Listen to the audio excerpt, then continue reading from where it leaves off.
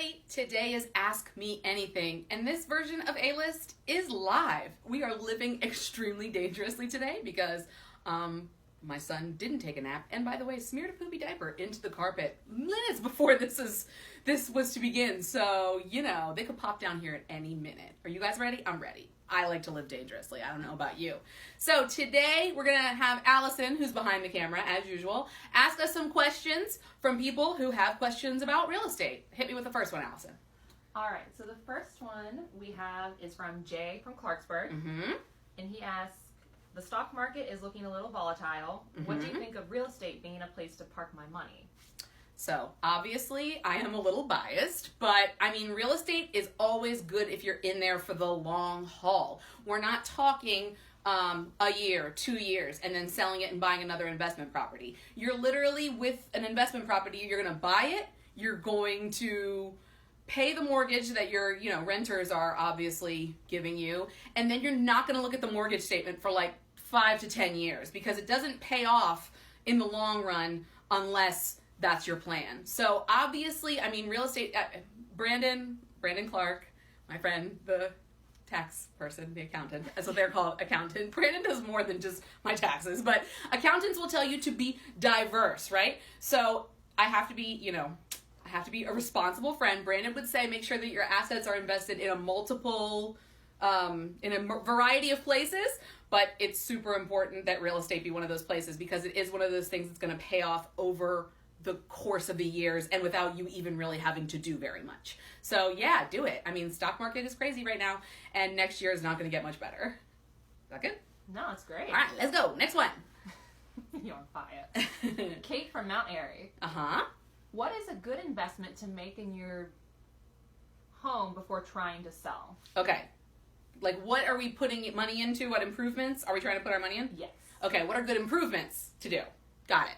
All right, so our improvements are, you have to think about what can you enjoy. So if you're like right about to sell your house, what is your plan? How long, if you're planning to sell in the next year or two, I wouldn't recommend completely renovating the kitchen unless your kitchen is like the fuggliest thing you've ever seen in your life. Like, I just don't recommend going for a full-scale remodel, because even if you do get a return on that, you didn't really have much time to enjoy it. And then you might go and look for a house, and I've had people do this all the time where they're like, oh, my kitchen's really nice. Why am I going to go move into a crappy kitchen?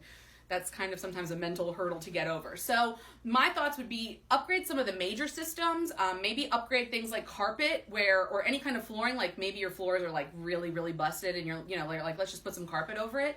That's something that would be really great that you're not attached to before you leave.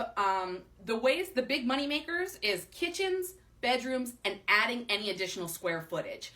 Those are the three best things that you can do in a house to make the most bang for your buck. So if you have an area that's unfinished and you've talked about finishing it, if it's financially feasible, do it, because that's what's going to add real value to your home. If you were talking about, I don't know, screening in a porch and making it into a Florida room or a three seasons room, I think is what they call it, or a 4 seasons room if you put a heater in there. I can't remember. But those are all things that I would recommend doing, because it adds square footage.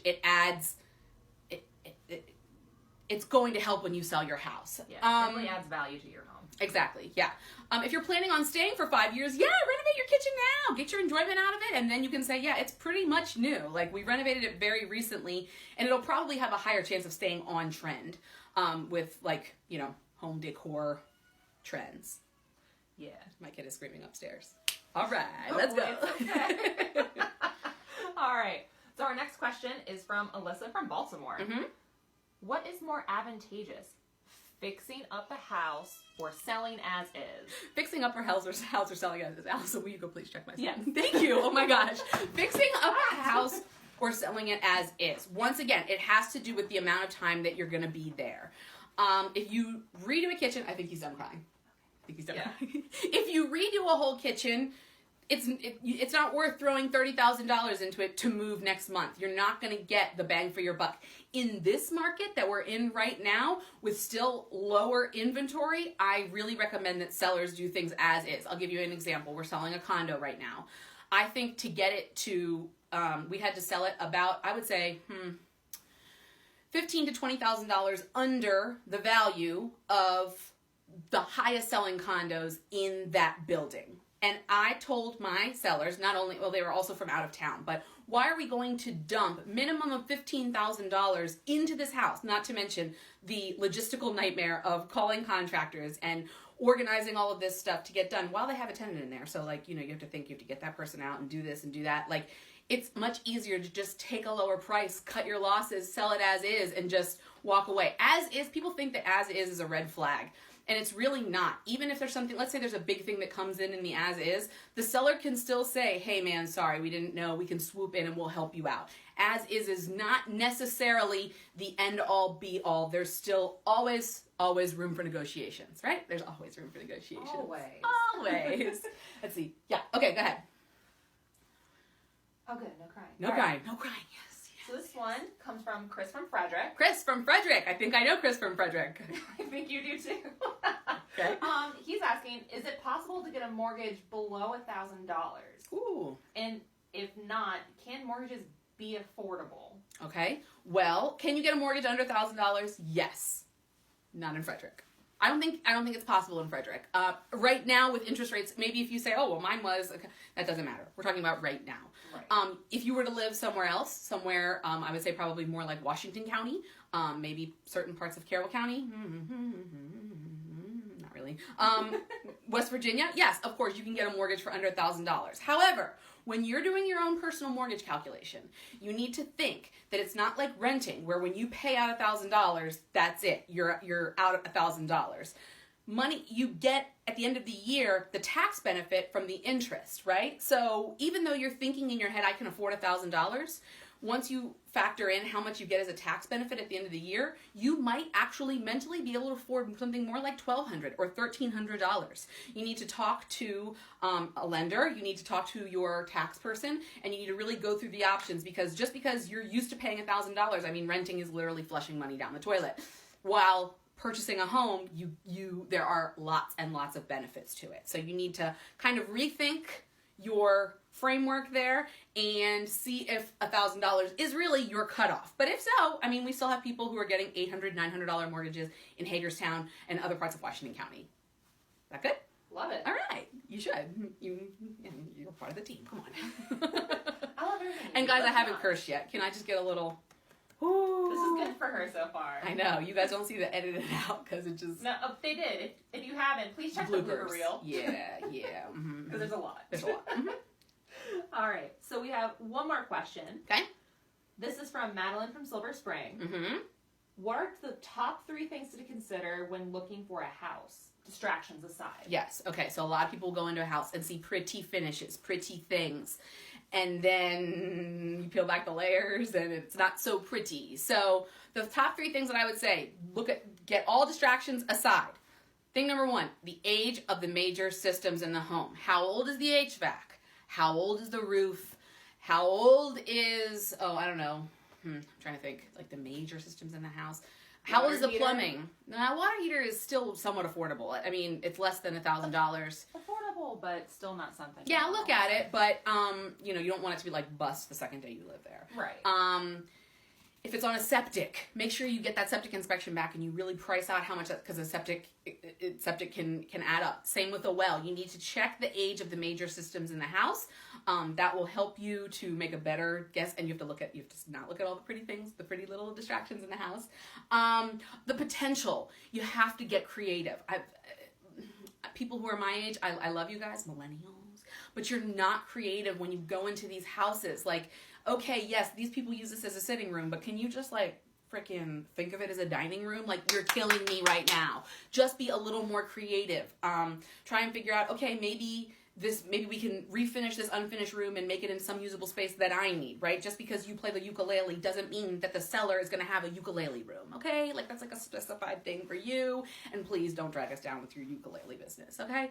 The other thing is the location, and I'm not saying that it has to be in a Ritz. I'm saying the location for you. Is it near where you need to be? Is it near where you want to be?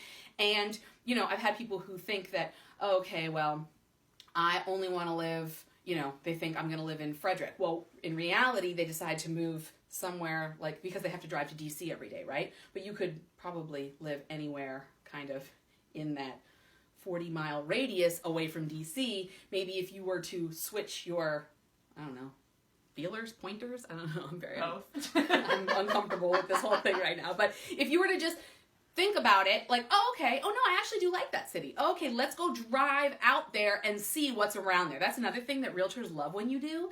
If you go out and drive and see what's around that city, because a lot of times people ask me, and I get really uncomfortable when people say, hey, what do you think of, give me a city, a smaller city. Gaithersburg. What do I think of Gaithersburg? It doesn't really matter what Allie Vasquez thinks of Gaithersburg. And it doesn't even really matter what Allie Vasquez, big R realtor thinks of Gaithersburg, because I can't really tell you the information that you need to see. You need to go down there. You need to see if the shops that you like are around there. You need to time how long it takes you to get there to your mother's house or your mother-in-law's house or your babysitter's house. I can't do that for you. That's something that you can do, and it's very personal, and you're going to believe like, a lot of people will tell me, and they're like, oh, well, it took me 45 minutes when you said it would take me 30. Well, I don't drive like a grandma, but hey, that's you. So those are the things that I would recommend. The location for you, not necessarily people will say, is this a good neighborhood? Guess what? Realtors can't answer that. Haha, did you know that? We can't answer that question. Sometimes, some of them do because, you know, it's a natural question, but we can't answer that. That's only something that you can answer. So how was that version of Ask Me Anything? Did you learn anything? Did you learn anything? Allison, did you learn anything? Yes and, I mean. Yes and no.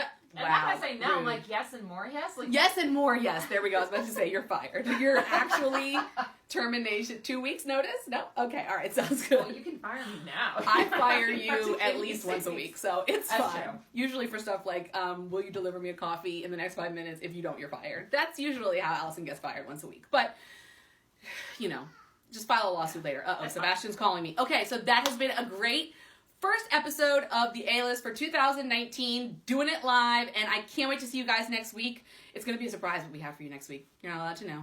It's coming up. All right, thanks, guys. Bye. Allison, hit the button. I'll hit the button. Hit this button.